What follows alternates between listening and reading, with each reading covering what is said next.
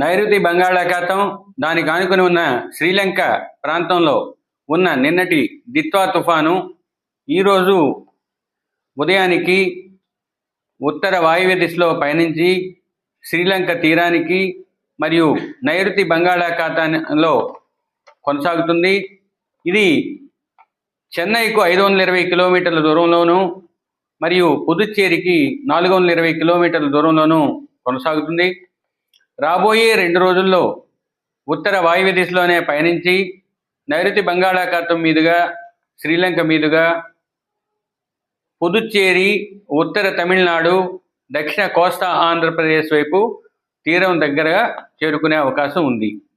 ఈ తుఫాను వల్ల రాబోయే 5 రోజులు కూడా కొంచెం కొంచెంగా వర్షాల యొక్క విస్తృతి పెరిగే అవకాశం ఉంది.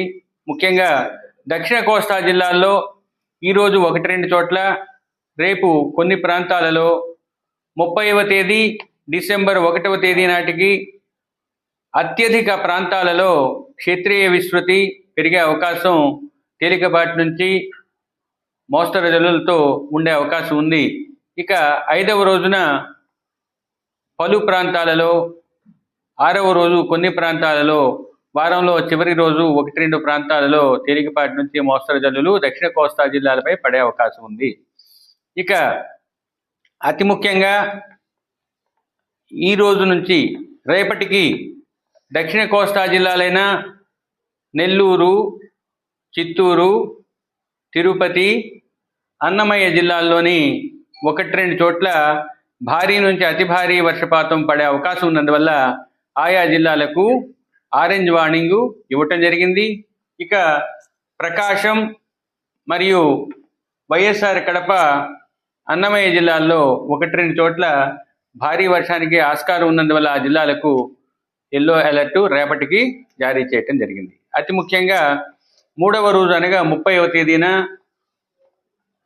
దక్షిణ కోస్తా జిల్లాలైన శ్రీ పొట్టి శ్రీరాములు నెల్లూరు, తిరుపతి, చిత్తూరు, అన్నమయ్య జిల్లాల్లోని 1-2 చోట్ల అత్యంత భారీ, కొన్ని చోట్ల భారీ నుంచి అతి భారీ వర్షపాతం పడే అవకాశం ఉన్నందువల్ల ఆ జిల్లాలకు రెడ్ వార్నింగ్ ఇవ్వటం జరిగింది.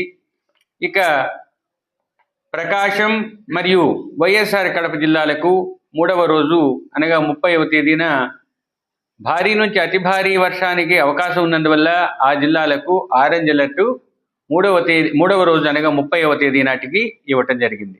ఇక కృష్ణా, ఎన్టీఆర్, పల్నాడు, గుంటూరు, బాపట్ల మరియు నంద్యాల, అనంతపూర్, సత్యసాయి జిల్లాలకు 3వ రోజు అనగా 30వ తేదీన భారీ వర్ష సూచన ఉండటం వలన ఎల్లో వార్నింగ్ ఇవ్వటమైంది. 4వ రోజు అయిన 1వ తేదీన దక్షిణ కోస్తా జిల్లాలతో పాటుగా వైఎస్ఆర్ కడపలో 1-2 చోట్ల భారీ వర్షానికి అవకాశం ఉంది. కాబట్టి ఆ జిల్లాలన్నింటికీ కూడా ఎల్లో అలర్ట్ జారీ చేయటం జరిగింది. ఇక కోస్తా తీరం వెంబడి తీరం ఆవల ఈదురుగాలు 5 రోజులు కొనసాగే అవకాశం ఉంది. ముఖ్యంగా ఈరోజు దక్షిణ కోస్తా జిల్లాలపై 35 నుంచి 45, గరిష్టంగా 55 కిలోమీటర్ల వేగంతో ఈదురుగాలు వీచే అవకాశం ఉంది. సాయంత్రానికి 50 నుంచి 60, గరిష్టంగా 70 కిలోమీటర్ల వేగం వరకు ఈదురుగాలు వీచే అవకాశం ఉంది.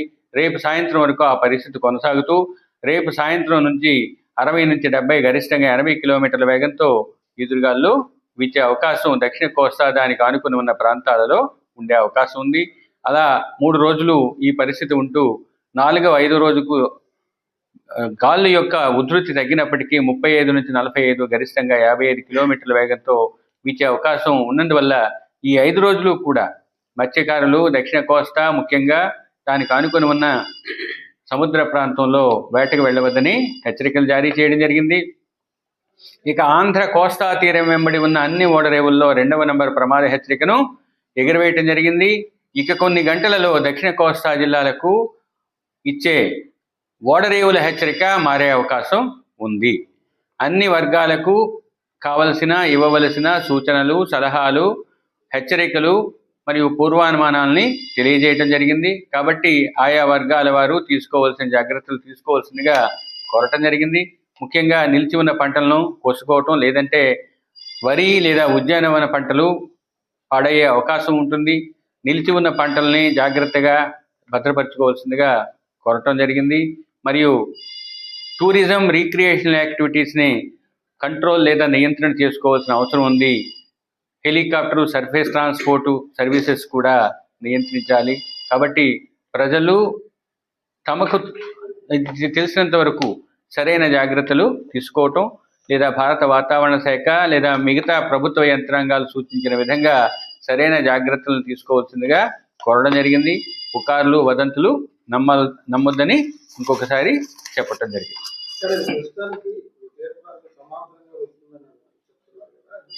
వరకు తీరాన్ని తాకేటట్టు కనిపించట్లేదు. టైం ఇంకా ఉంది, చెప్తాం. ఈ వీడియో గనక మీకు నచ్చినట్లయితే వీడియోని లైక్ చేసి మన ఛానల్ని సబ్స్క్రైబ్ చేసుకోండి.